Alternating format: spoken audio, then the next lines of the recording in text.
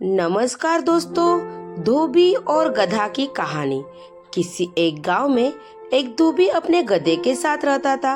वो रोज सुबह अपने गधे के साथ लोगों के घरों से गंदे कपड़े लाता और उन्हें धोकर वापस दे आता। यही उसका दिन भर का काम था और इसी से उसकी रोजी रोटी चलती थी। गधा कई सालों से धोबी के साथ काम कर रहा था और समय के साथ साथ अब वो बूढ़ा हो गया था। बढ़ती उम्र ने उसे कमजोर बना दिया था, जिस वजह से वह ज्यादा कपड़ों का वजन नहीं उठा पाता था।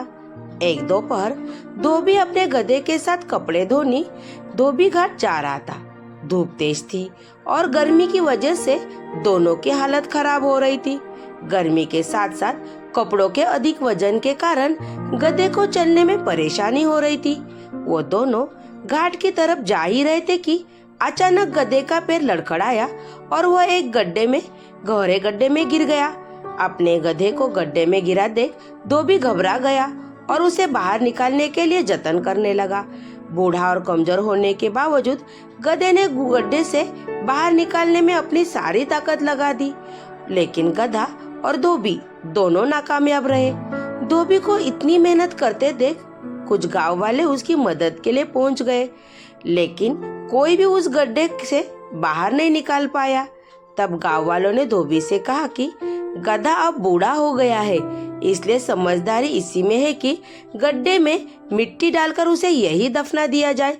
थोड़ा मना करने के बाद धोबी भी इस बात के लिए राजी हो गया।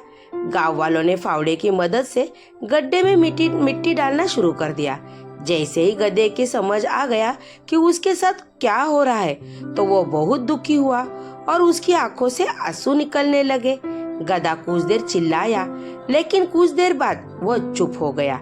अचानक धोबी ने देखा कि गधा एक विचित्र हरकत कर रहा है। जैसे ही गांव वालों ने उस पर मिट्टी डालते, वो अपने शरीर से मिट्टी को नीचे गड्ढे में गिरा देता और उस मिट्टी के ऊपर चढ़ जाता। ऐसा लगातार करते रहने से गड्ढे में मिट्टी भरती रही और गधा उस पर चढ़ते हुए ऊपर आ गया। अपने गधे की इस चतुराई को देखकर धोबी की आंखों से आंसू निकल आए और गधे को अपने गले लगा लिया। कहानी से सीख। धोबी का गधा।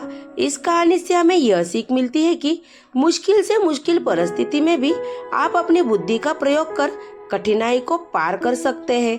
Thank you. कहानी कैसी लगी कमेंट बॉक्स में कमेंट करके बताओ। चैनल पे नए हो तो चैनल को सब्सक्राइब करो।